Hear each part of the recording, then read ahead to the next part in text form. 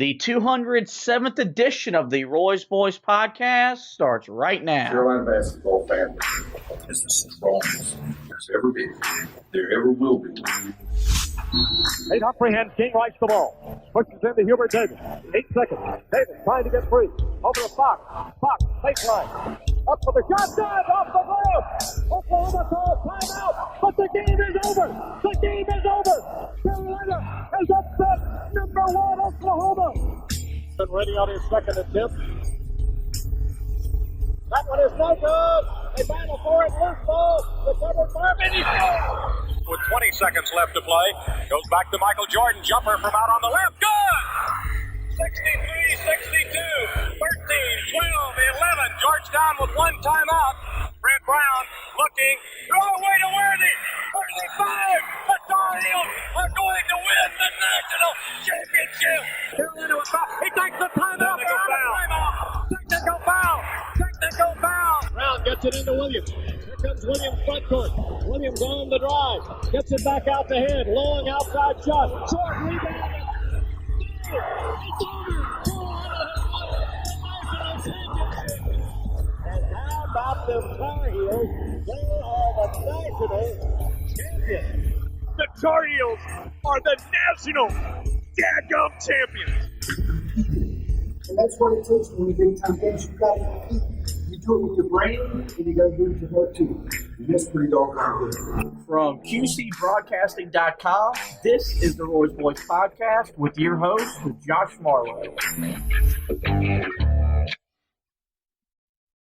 For Bubba Cunningham, he's got to hire someone that has had long ties to the program. Hubert Davis is that guy. Hello and welcome to another edition of the Roy's Boys podcast. We are powered by Carolina Electrical Services. Who you just heard there was not myself or my lovely co-host Anthony Pagnotta. That is my younger brother Ashton Marlowe, hopefully future writer and podcast contributor. This morning, we were recording an episode about Carolina's search for their next head basketball coach upon the retirement of Roy Williams. As of 3:15-ish or so today, Carolina has their man.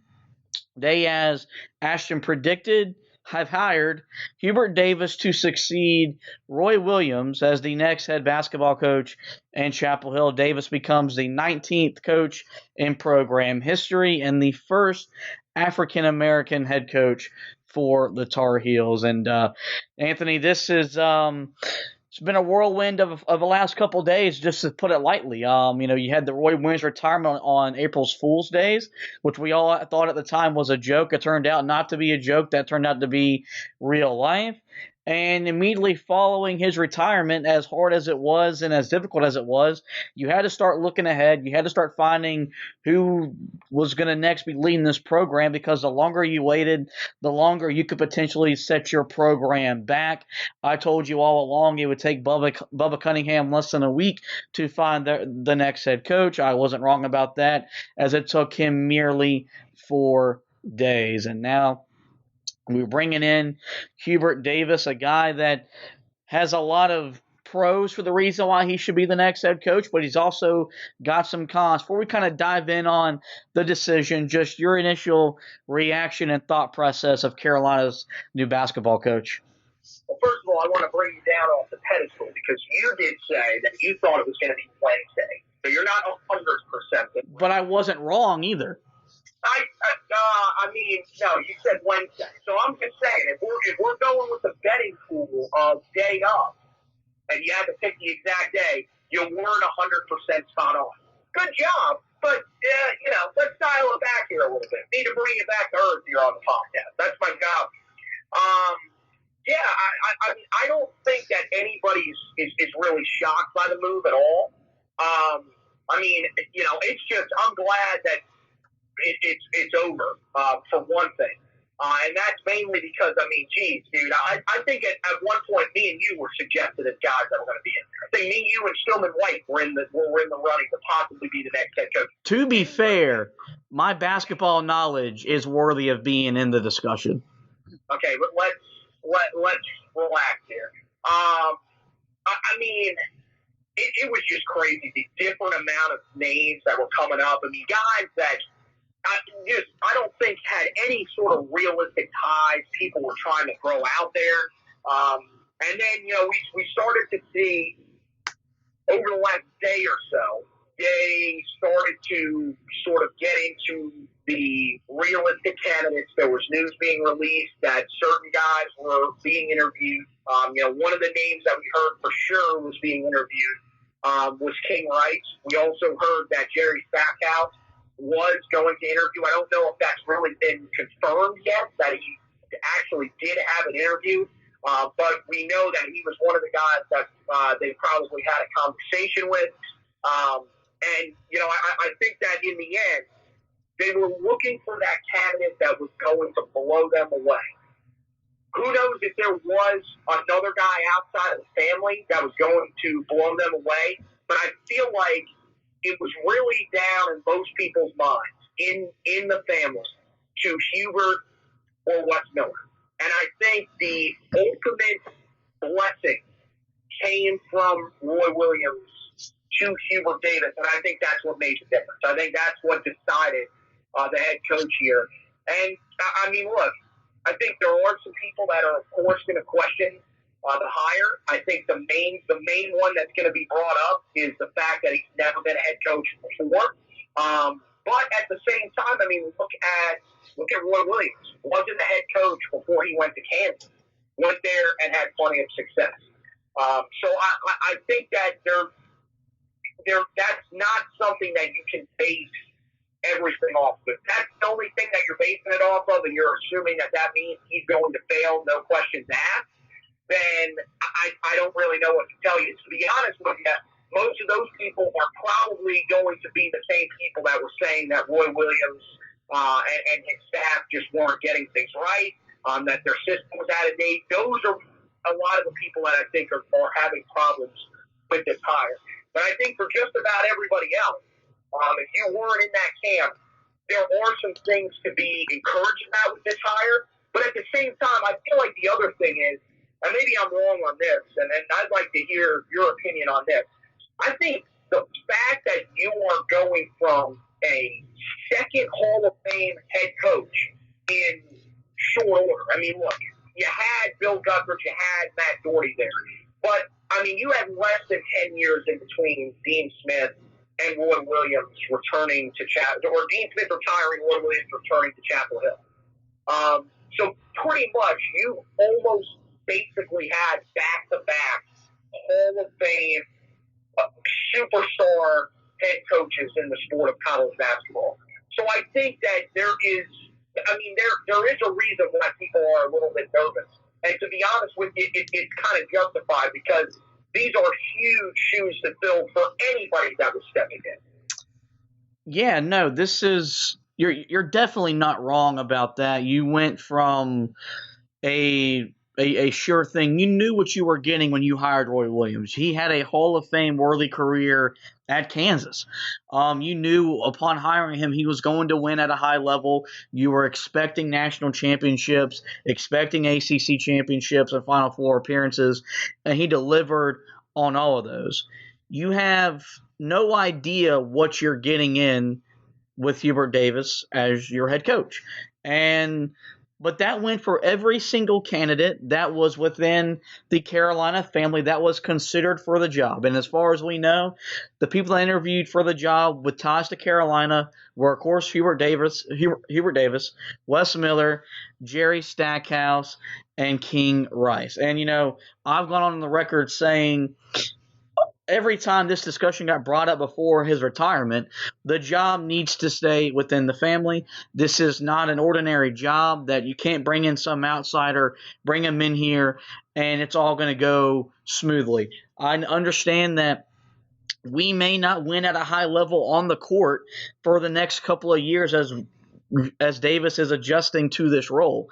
But I can guarantee you that the Carolina family will not suffer underneath him. And I think when you look at him, when you look at the pros of making him the head coach, and look, this is coming from a guy that I advocated my butt off for Wes Miller. I thought he was the perfect fit. He was the right guy that you were going to have for the next 25 to 30 years, hopefully.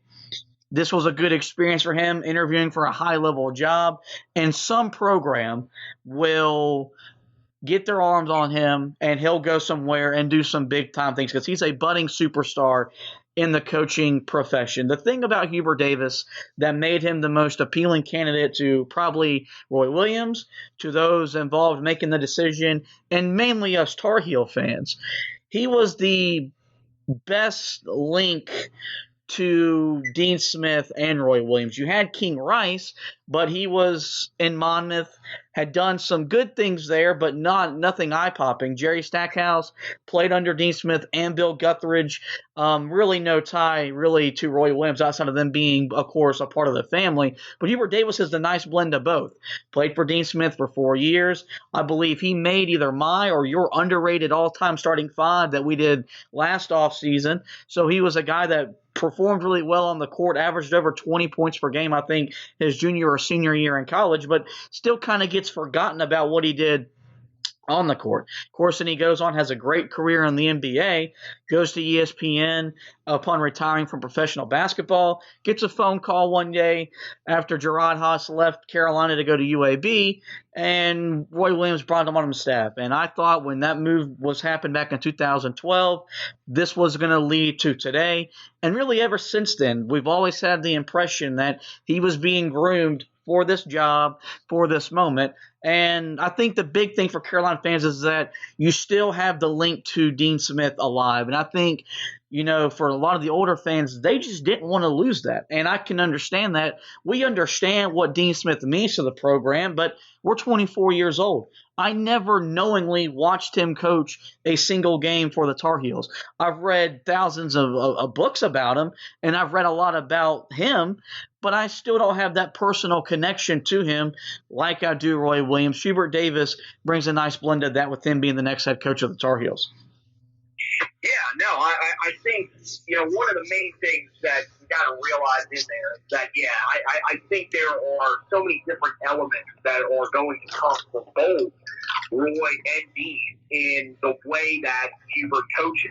One of the other things, Tierra Luck, who is, has been on both of our podcasts here in the recent past here, she put out that, and I think she was spot on with this, you can see how excited he is to take this job. Mm-hmm. And while some of the other guys that may have been in the running would have been excited, I feel like if you brought in a guy like Mark Few, you brought in a guy like Brad Stevens, I don't know that the excitement would really be the same. Now, I could be wrong. To them, maybe there is something where they would be extremely excited about. But at the same time, I feel like, especially with Brad Stevens, I feel like Brad Stevens would look at it as, look, I'm here to do one thing and one thing only, and that's win.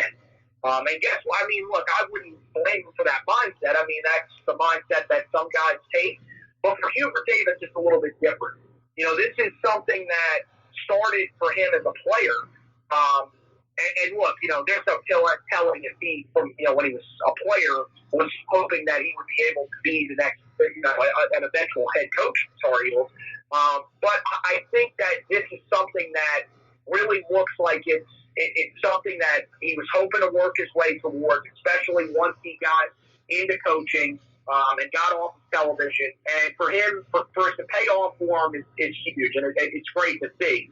But yeah, I mean, I think that's one of the reasons that they did go with him now. That, I mean, you just don't get much more family oriented when it comes to the Carolina family than Hubert Davis. He's been entrenched in this for so long. His dad was entrenched in this to begin with. So I mean, this guy, not only did he grow up, or play for Dean Smith when he was in college. This wasn't even a first-generation Tar Heel. This is a second-generation Tar Heel. So he's lived this life his entire life. So I really do think that he's going to be set up for success. I think, one of the reasons that I mentioned what I just did there is, look, him being a lifelong Tar Heel, I mean, we've already seen the outpouring of support from him for former players and for a majority of the fan base. The former players is the part that's important, though, because I think that